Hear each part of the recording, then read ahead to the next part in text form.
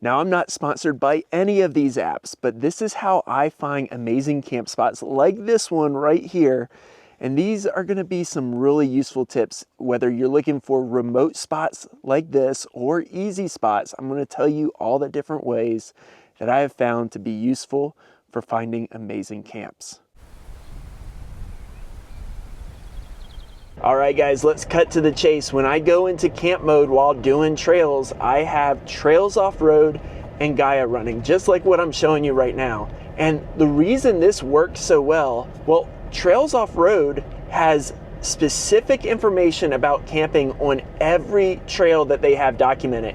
And the thing about it is, it's actually accurate because someone has gone out there, done the research, ridden the trail, actually been on the trail, and make sure that the information there is accurate. And if it's a full trail guide, they'll have a whole bunch of waypoints with camp spots on them.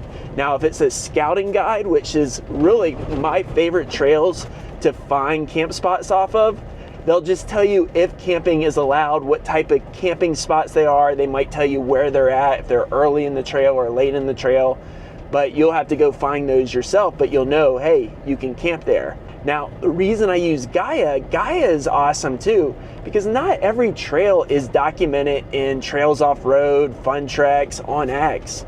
A good map is key, and GAIA has an overland layer that shows you all the legal trails that you can go on, and it shows you where there might be some really good spots, like if you follow the map to an overlook, and sometimes there is some incredible spots on overlooks.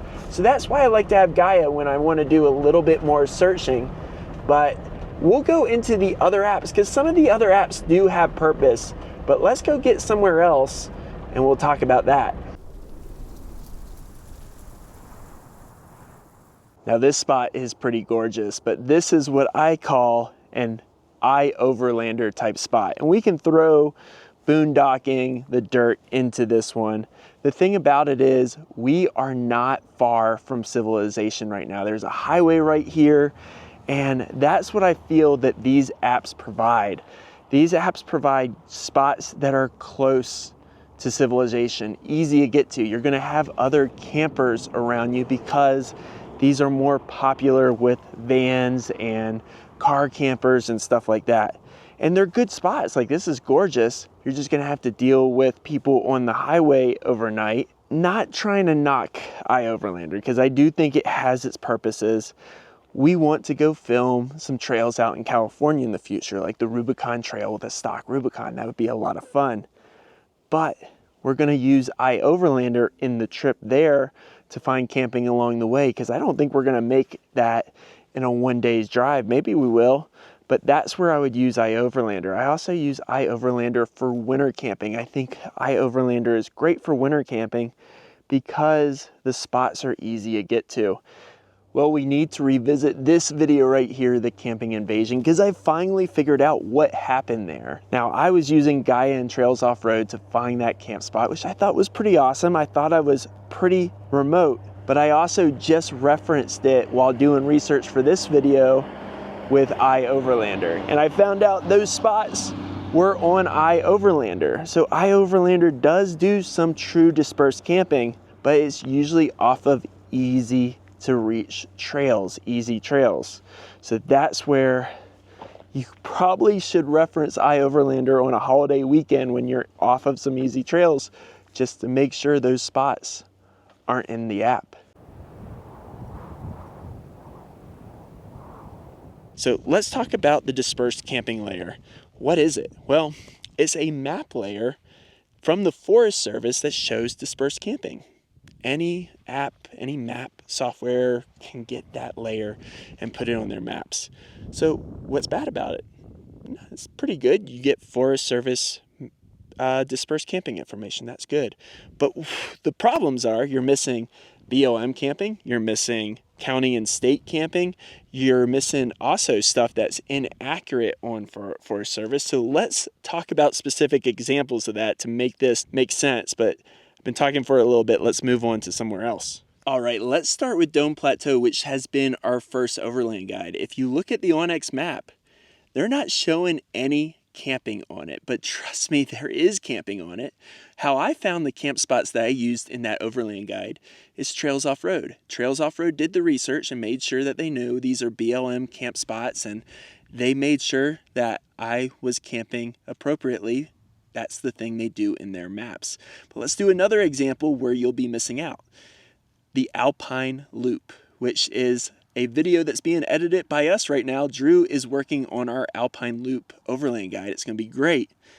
But right now, they show that you cannot camp on Engineer or Cinnamon because that's not included in the Forest Service camping layer. But you can absolutely camp on both of those trails.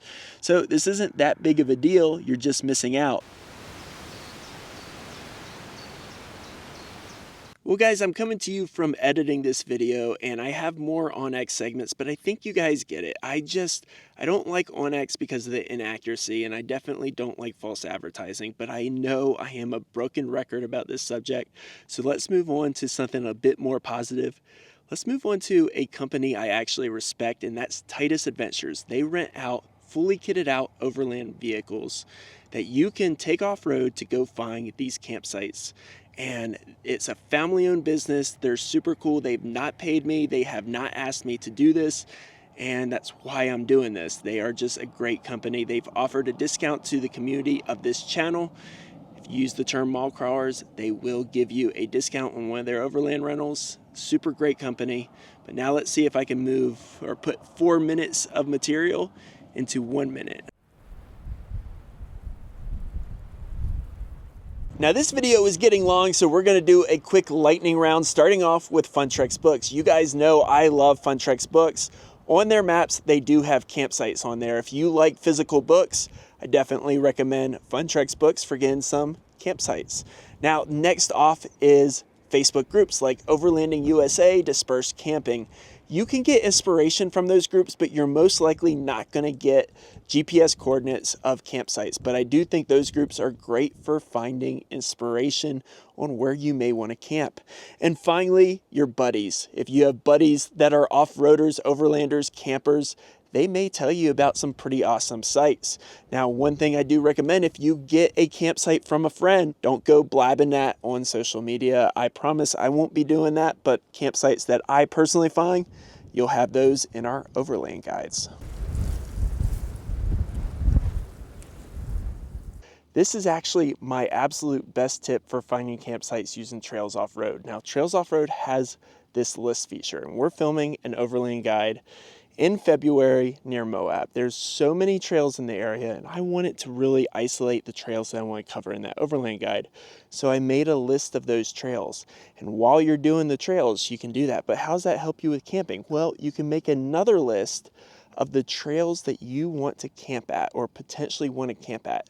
So when we go into camping mode while filming that Overland guide, all I need to do is switch over to my camping list, and wherever my GPS signal is close to whatever campsites, I can make my way over there and we can go find a campsite there. It just makes life so much easier when you're out there exploring these absolute amazing places. So I think that's a really good tip, and it's a tip not many people know about. Well, I just got called to work, so we're gonna have to go back to that original filming session where I was multitasking. And I'm probably going to end this video with how that day ended because, well, it didn't go very well, but it was still a blast, and I think you guys might find it kind of funny. But that's why I was scouting it out. That's pretty good, right? Well, right now I am scouting for one of our Overland guides, and that brings me to our Overland guides. I am putting the GPS coordinates for our camp spots in those Overland guides. And I know right now some of you guys are like, what are you doing? That is not right. Well, this is my theory. This is my thoughts on it. I believe the people that watch this channel are good trail stewards. I believe that we as a community can leave these trails and campsites better than we found them. So by giving you guys GPS coordinates to amazing camp spots, I'm counting on you guys to leave those camp spots better than you found them, to pack in, pack out, drown your fires, and I believe it will be done. I mean, we got trasheroos. We care about leaving these places in pristine status. just like we found them.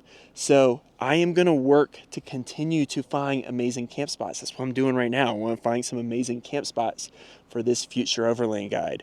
So that is another way to find camp spots, is by watching our videos.